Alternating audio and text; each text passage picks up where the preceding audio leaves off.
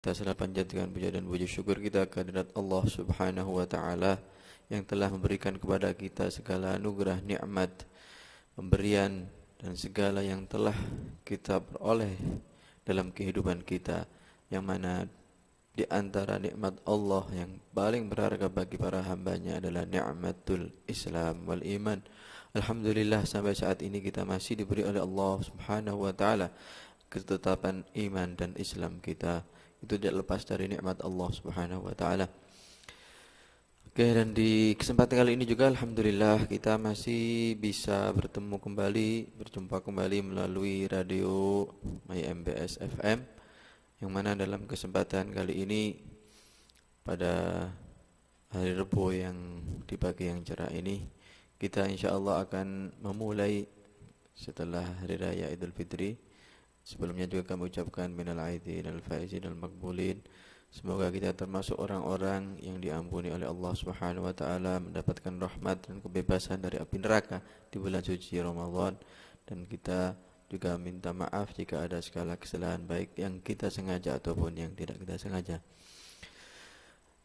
Yang mana pagi hari ini kita akan melanjutkan tentang kajian dari kitab Qabasun Nuril Mubin min Ihya'i Ulumiddin, kitab karyangan atau karya dari Al-Habib Umar bin Muhammad bin Salim bin Hafidh Hafidhullah Ta'ala. Kitab ini yang beliau sebutkan adalah ibaratnya ringkasan atau inti yang ada di kitabnya Al-Imam Al-Ghazali rahimahullah ta'ala Hujjatul Islam Ihya Ulumiddin. Karena beliau melihat pada zaman ini terlalu besar kitabnya, tapi karena penting yang ada dalam ihya dibutuhkan oleh umat Islam sampai zaman kapanpun, makanya beliau disesuaikan, diringkas sehingga tidak begitu berat dan besar bagi umat Islam pada zaman sekarang. Akhirnya beliau menulis kitabnya ini. Dan pada kesempatan kali ini kita insyaallah membahas tentang perkara-perkara yang berhubungan dengan lisan.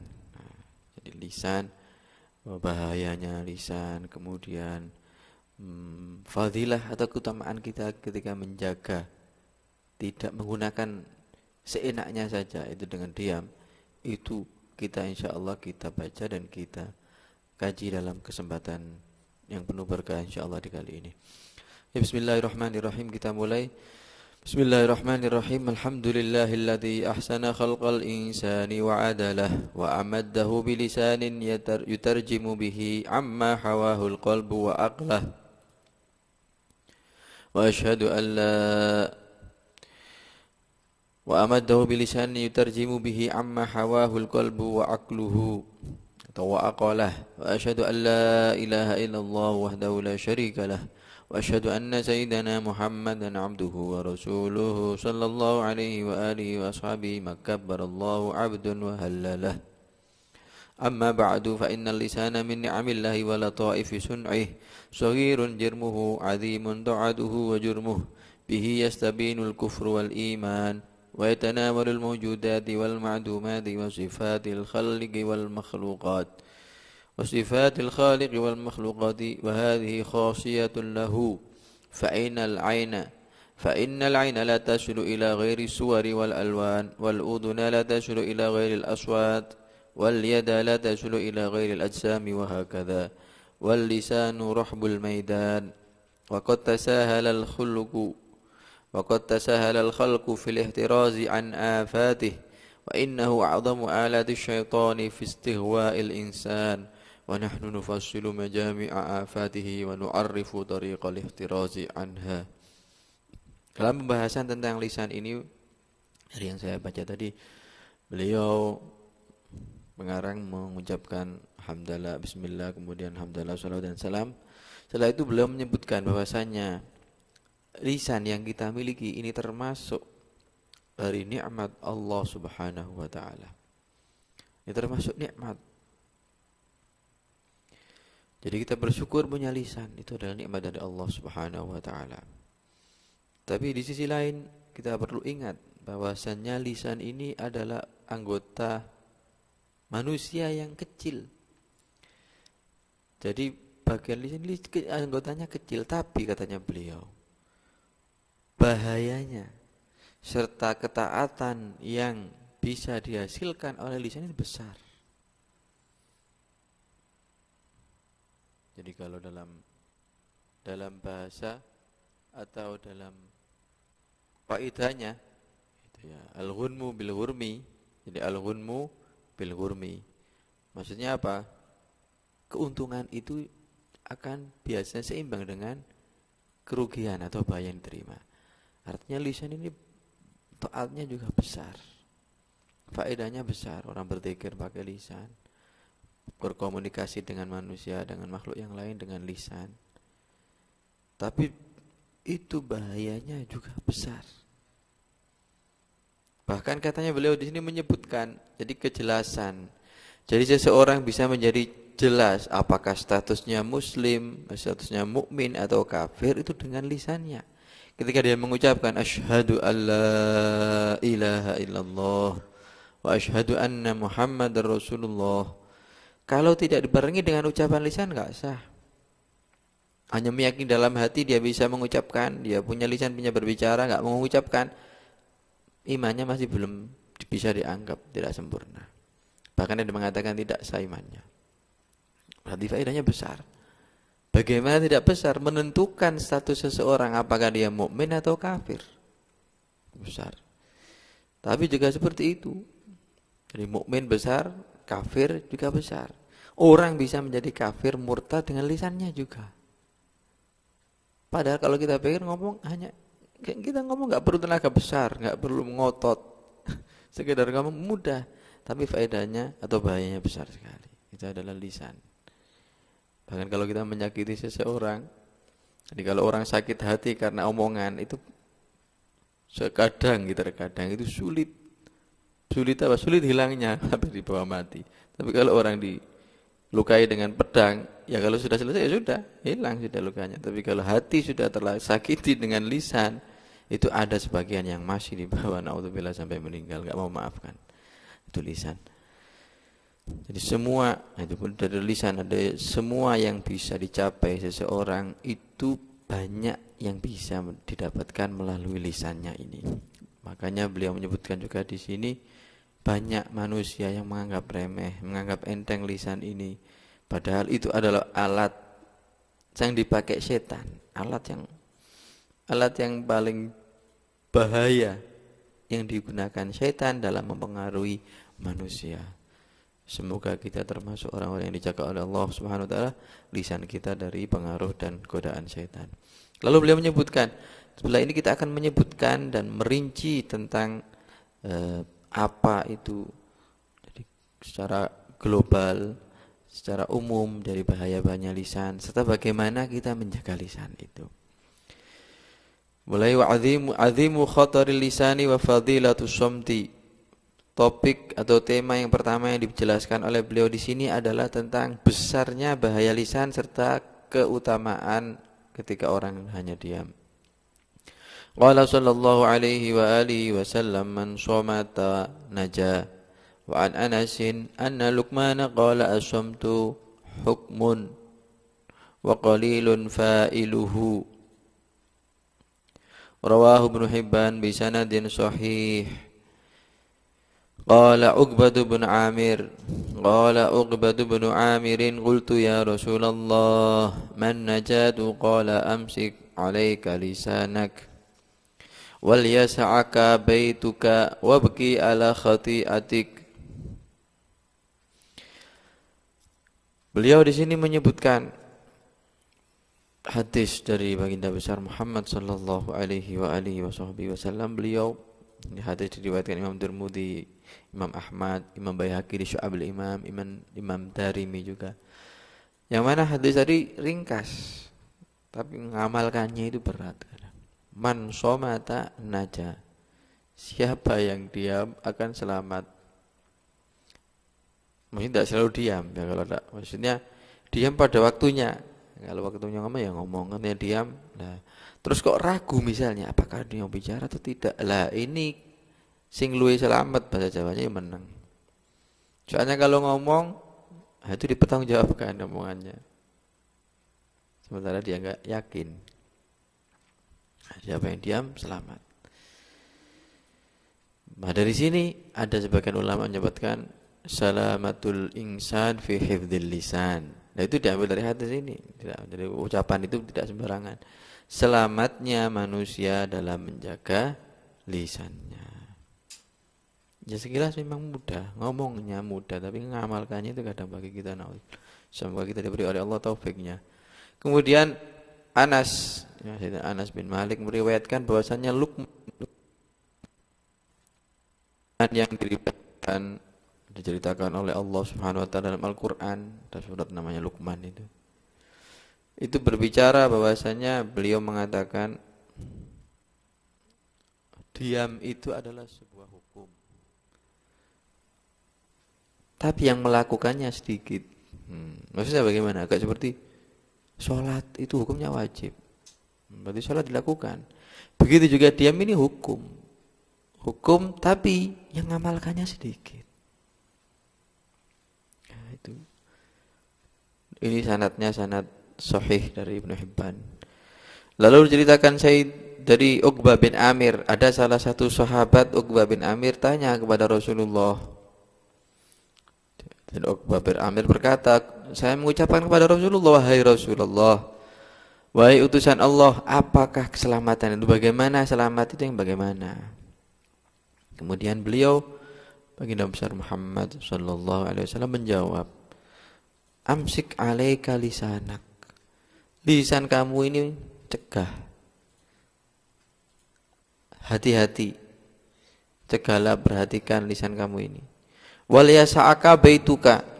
Wal yasa'aka baituka, sudah cukuplah. Cukup bagimu rumah kamu itu cukup. Artinya bahwa gak usah ngurusi apa urusan di luar, gak usah mengurusi urusan orang lain, gak usah di luar sana itu gak usah, sudah cukup di rumah kamu. Gak usah ikut campur dalam omongannya. Gak usah mengomongkan orang-orang lain. Wa baki ala khati'atik. Ini nasihatnya baginda Muhammad sallallahu alaihi wasallam. Bukan hanya untuk beliau, ini beliau yang tanya, tapi untuk umat, bagi beliau umatnya, seluruh umat beliau sampai hari kiamat. Wa baki ala khati'atik. Tangisilah kesalahan kamu. Gak usah ngurusi orang lain. Maksudnya, jika ada orang lain melakukan kesalahan, itu gak usah terlalu kita perhatikan, kita omongkan. Itu lisan kita jaga dari itu. Tapi kesalahan kita lah yang hendaknya kita perhatikan. Kita pikir, kita tangisi. Itu sudah cukup. Kalau menasihati karena Allah, ya itu bagus, silakan. Tapi kalau menasihatinya karena ada kesombongan atau karena ada hal yang tidak diinginkan dan tidak dianjurkan dan dilarang dalam syariat, jangan sampai, tinggalkan saja. Wa qala Sahal bin Sa'din qala Rasulullah sallallahu alaihi wa alihi wasallam, "Man yadhmanu li ma baina likhyaihi wa ma baina rijlaihi adhmanu lahul jannah." Sahal bin Sa'ad menceritakan dari junjungan Nabi Muhammad sallallahu alaihi wasallam.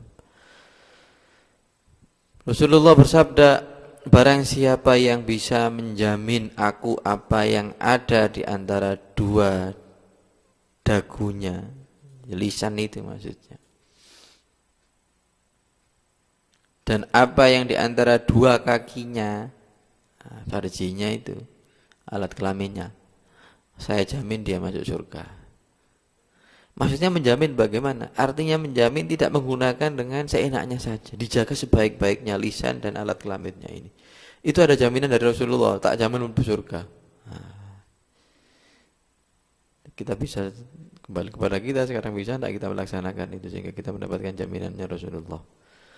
Waqad su'ila Rasulullah an aktsari ma yudkhilun nasal jannata faqala taqwallahi wa husnul khuluq wa an aktsari ma yudkhilun nasan nara faqala al ajwafani al famu wal farju.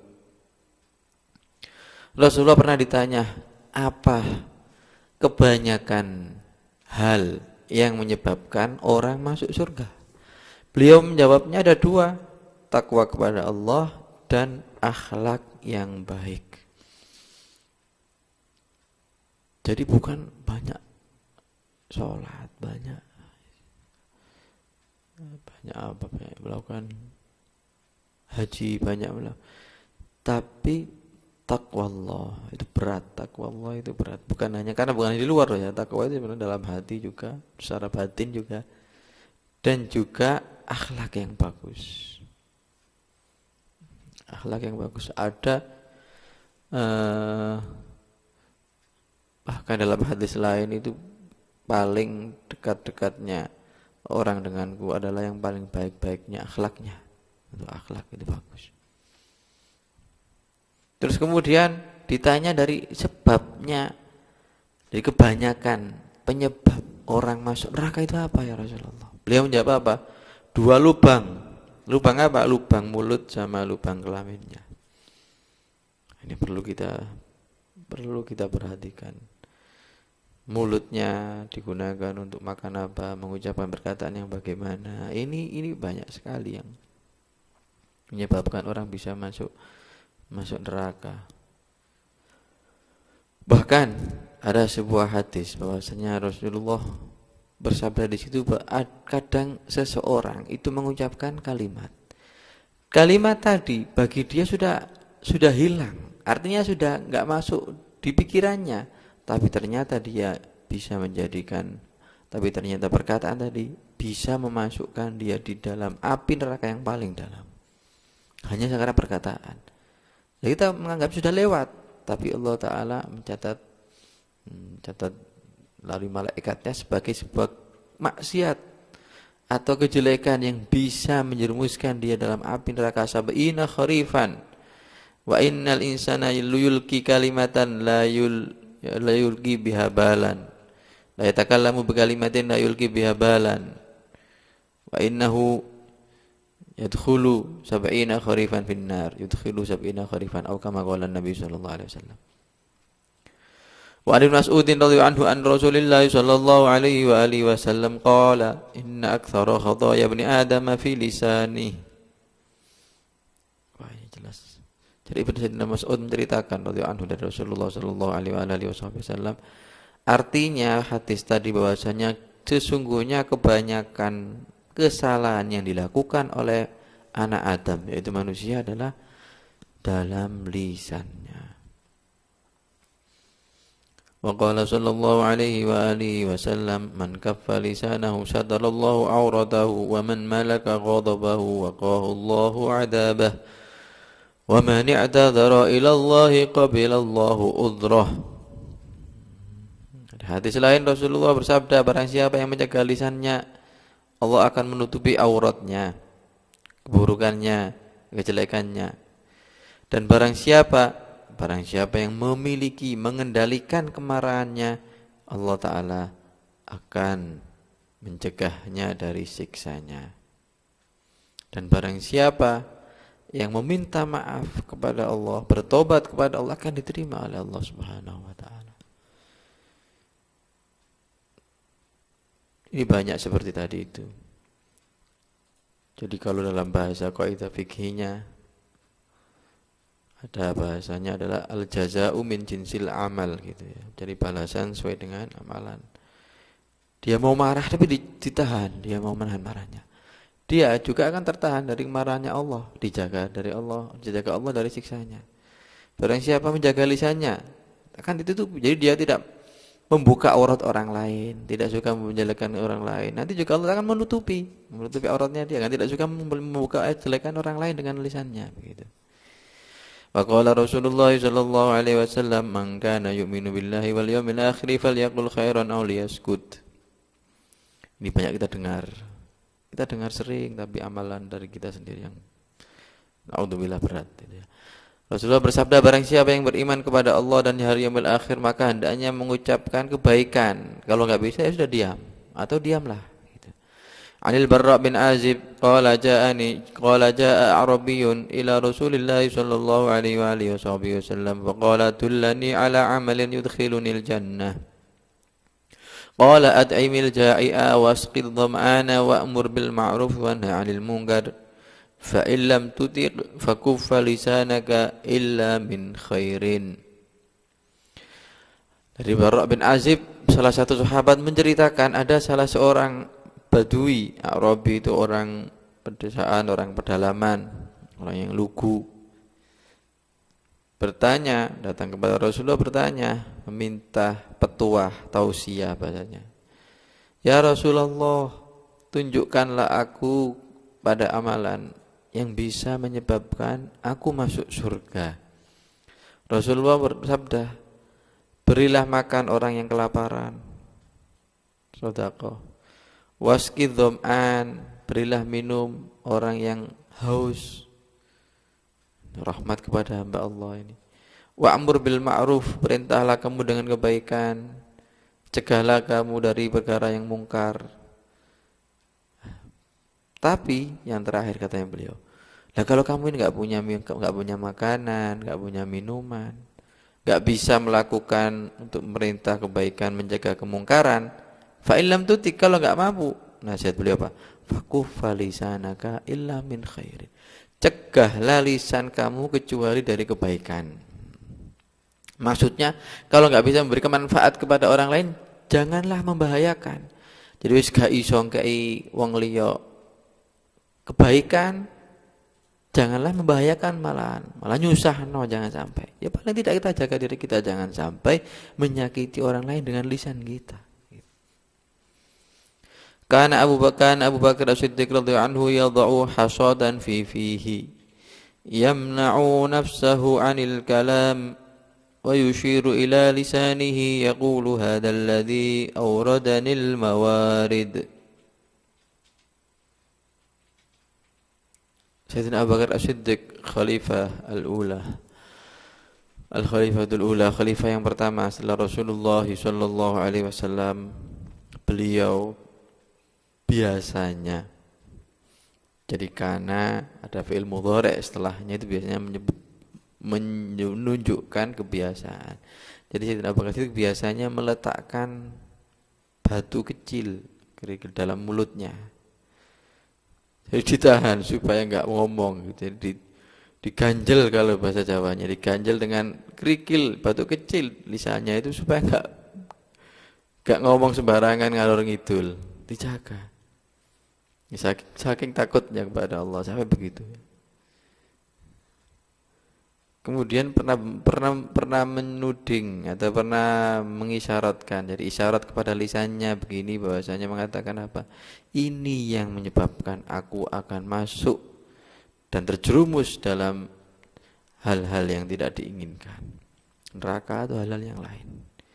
Iki sebabnya ditahan oleh beliau sampai dikasih batu, ganjel, ditahan dengan batu kecil supaya tadi itu segak biar tidak kemana-mana ngomongnya ngalur gitu, sehingga apa, nanti keceplosan, nanti kemudian ada yang tidak diinginkan nanti.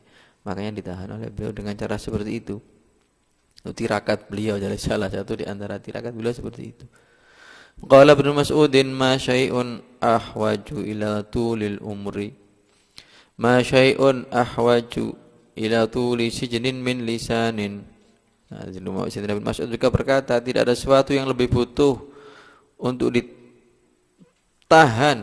Jadi, enggak ada yang lebih butuh untuk ditahan yang lebih lama, di penjara, ditahan lebih lama daripada lisan.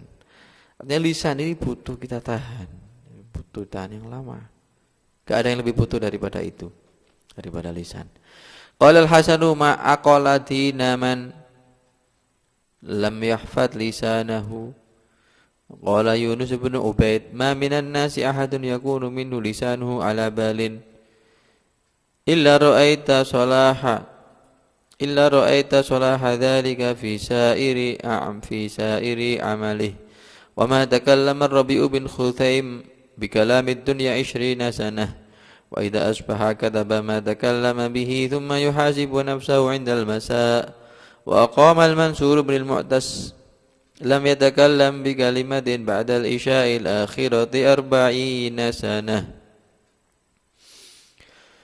Ini subhanallah, dari beliau tadi menyebutkan sabda-sabda Rasulullah, diikuti dengan sahabat dan sekarang para tabi'in. Di antara para tabi'in, Sayyidit Tabi'in Al-Hasan Al-Basri berkata, tidaklah berpikir tentang agamanya orang yang tidak mau menjaga lisannya.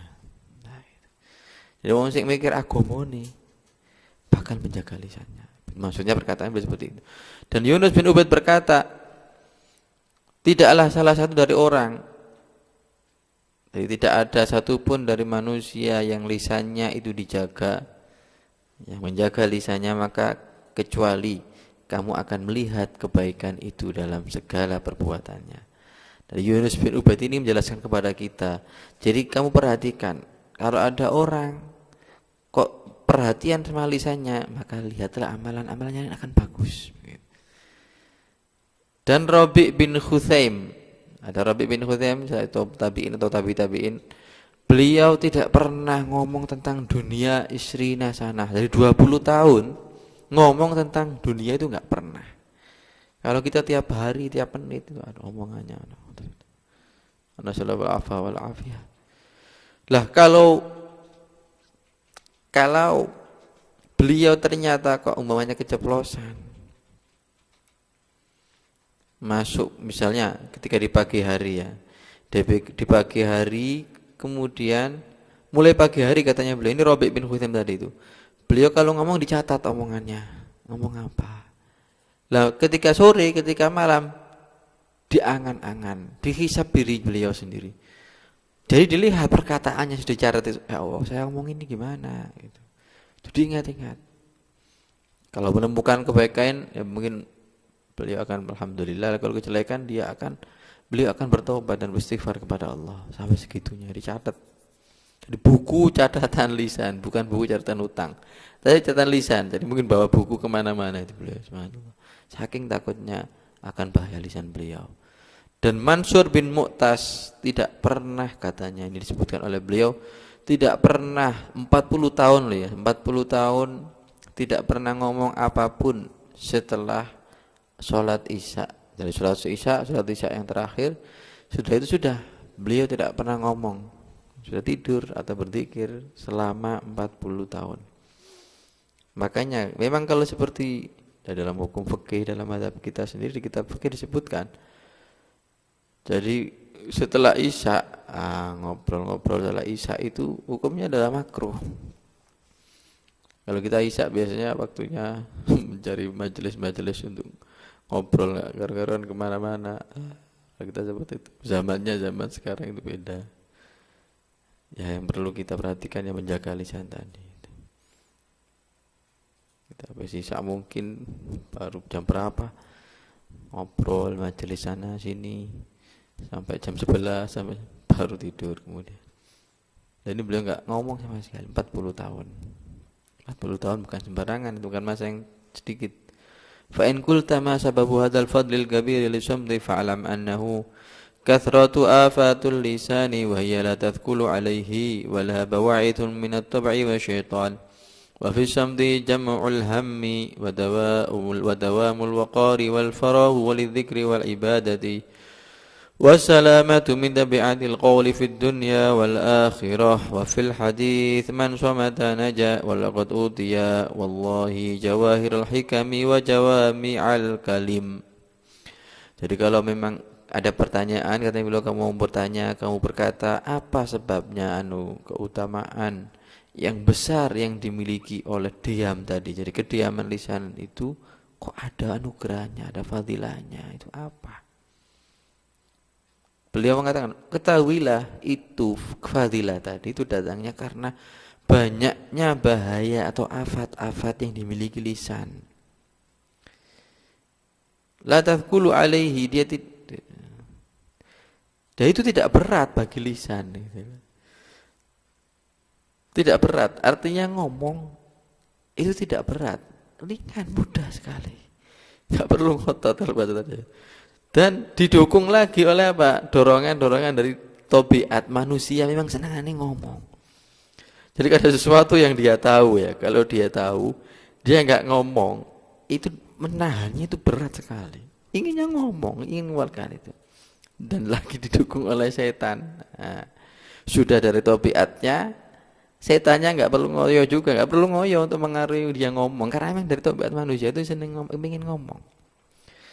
Karena kalau diam, lah, itu nanti juga bisa apa menyebabkan dia sumpah, bisa pokoknya. Itulah hal-hal yang banyak. Ya Allah, wa tawamul waqar al farah. Juga karena orang diam itu, kalau diam ya diam, dan karena ada ketenangan dan dibuat berzikir, ibadah, supaya dia lepas dari tanggung jawab yang di dunia dan di akhirat, karena lisannya itu berat bagi tabiat atau nafsu manusia. Makanya dari situlah besar sekali, dan lagi tidak ngoyo tadi, tidak perlu ngoyo, mudah bagi lisan mengucapkan hal itu. Nah, bahkan disebutkan Imam Ghazali pernah juga menyebutkan bahwasanya di antara hal yang berat, jadi berat bagi beliau apa? Kalau ada sesuatu beliau tahu, tapi beliau menahan lisannya, tidak mau ngomong. Itu di antara hal yang berat untuk memerangi hawa nafsu beliau dalam hal itu. Nah, makanya karena berat, fadilahnya juga besar. Nah, tadi itu sembodo kalau bahasa Jawanya, al-ghunmu bil ghurmi. Sampai di sini dulu apa yang bisa kami sampaikan. Insyaallah kita lanjutkan di lain kesempatan. Mudah-mudahan apa yang telah kita bahas, kita baca, kita jelaskan tadi dijadikan oleh Allah Subhanahu wa taala ilmu yang bermanfaat bagi kita, khususnya kelak di akhirat nanti. Amin amin ya rabbal alamin, dan bisa menjadi sebab ridha Allah Subhanahu wa taala. Amin ya mujibas sa'ilin. Nasallallahu Subhanahu wa taala ay yanfa'ana bima 'allamana wa yu'allimuna ma yanfa'una wa yaftah 'alaina futuhal 'arifin. ويعلمنا ما ينفعنا يفتح علينا فتح العارفين. اللهم يفق على الخير وعنم عليه وفقنا للخير وعين عليه. اللهم لا تحرمنا خير ما عندك لشر ما عندنا فضلا وجودا وإحسانا. اللهم أرنا الحق حقا وارزقنا اتباعه وأرنا الباطل باطلا وارزقنا اجتنابه ولا تجعله مشتبها علينا فنضل ونتبع الهوى. وصلى الله على سيدنا محمد وعلى آله وصحبه وسلم. Alhamdulillahi rabbil alamin. Saya cukupkan sekian dan mohon maaf atas segala kesalahan dan kekurangan. Insyaallah kita akan jumpa lagi di lain kesempatan. Wassalamualaikum warahmatullahi wabarakatuh.